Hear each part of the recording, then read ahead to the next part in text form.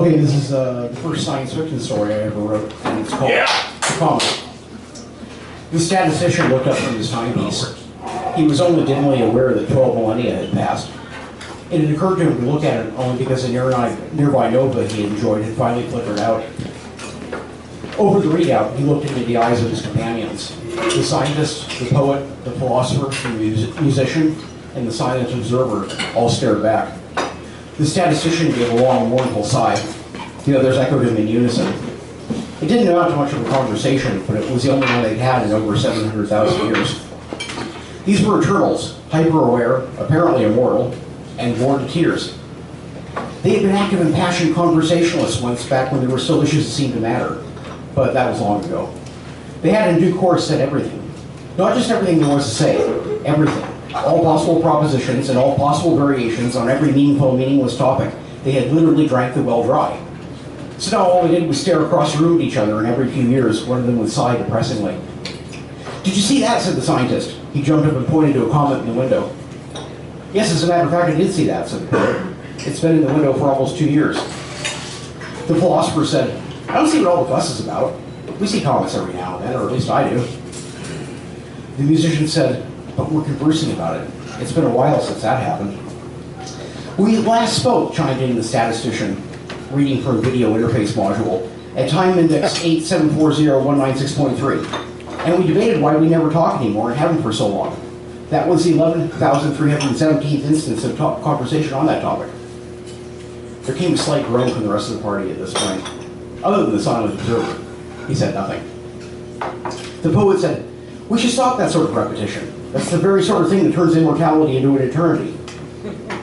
"But what choice do we have?" said the musician. "All songs have been sung." "Perhaps we do have some form of choice. Let me look into the matter." This was the statistician again. He reached under his desk to retrieve another data module that was linked to a permanent database the group had once used. The desk was as black as coal and as smooth as a diamond. It was composed of a nickel isotope and was as permanent as its user. Any fixture made of wood might easily have disintegrated before anyone noticed it was out of place. He went on reading from the screen. At time index 2468731.7, I realized that we had no more insights to offer on the nature of truth because I had already analyzed the sum total of all true propositions.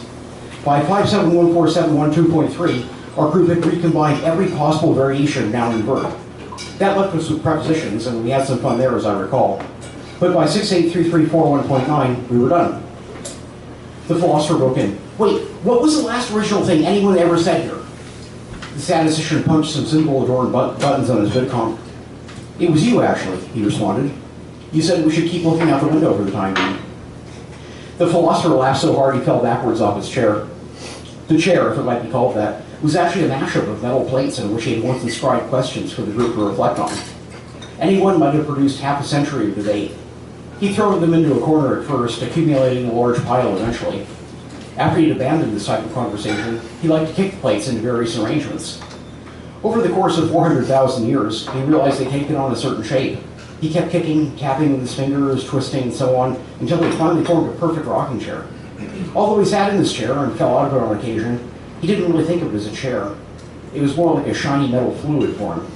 Sitting on it was something akin to riding a wave, thus his tendency to fall off quite easily. He picked himself up, looked at the poet, and said, "That's the worst line I've ever heard. I can't believe I actually said that. I wouldn't even expect that from you." The poet was unscathed by the comment. He'd heard it 731,298 times. All but 6 of them had been from the philosopher. His rebuttal was to proceed to reflect out loud. "Now, I know we've considered all these things before, and I know we've come to various conclusions. Every conclusion, in fact. But since then, we've come back to this point, over and over. What's changing?" The scientist said, "I know what's changing. We're adding a comma." He went on. "Every time we reconsider the matter, we recall the last time, place it in perspective, and then say to ourselves, but at this point, separated by a comma, of course. It's really an infinite regress." There was a gasp from the whole party at this point. That term hadn't come up for many years. In fact, it was highly taboo for the obvious reason that it was the truth, unequivocally, about their condition. They all shifted painfully where they sat, except for the silent observer. He gazed out the window placidly. "I can't accept this," shouted the musician. "This is not going to be the sum of my existence. How did we end up in this position, anyway? I would rather choose oblivion than an eternity of gathering commas." The statistician was quickly absorbed by something happening on his VidCom. He shifted his gaze several times between the keyboard and the musician.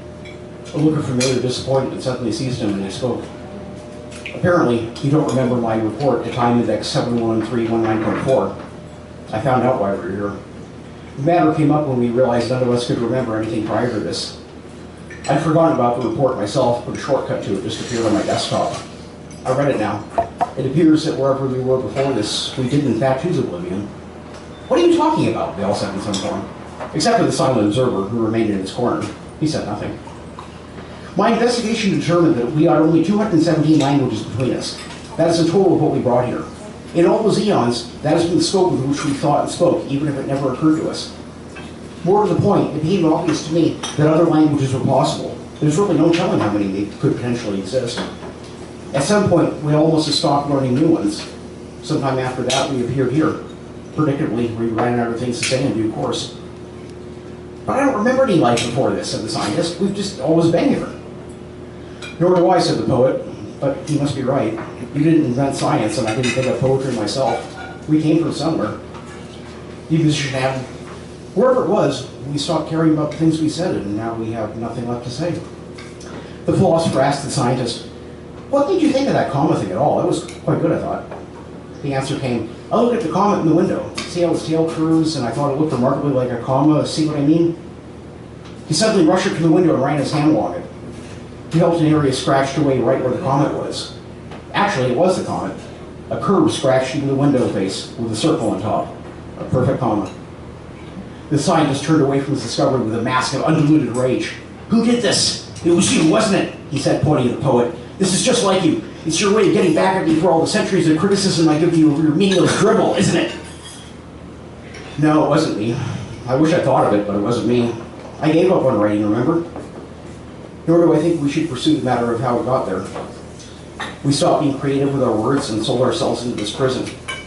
The truth is that there are more things out there to be said in this universe by those who keep the conversation alive. But not us. We sacrificed it all with that punctuation mark on the wall. They all looked in utter despair at the starfield outside the window.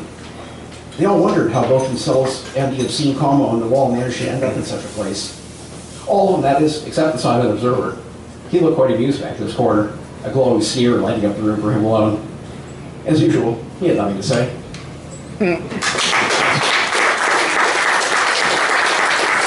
Thank you, J.P. Lawrence. Once again,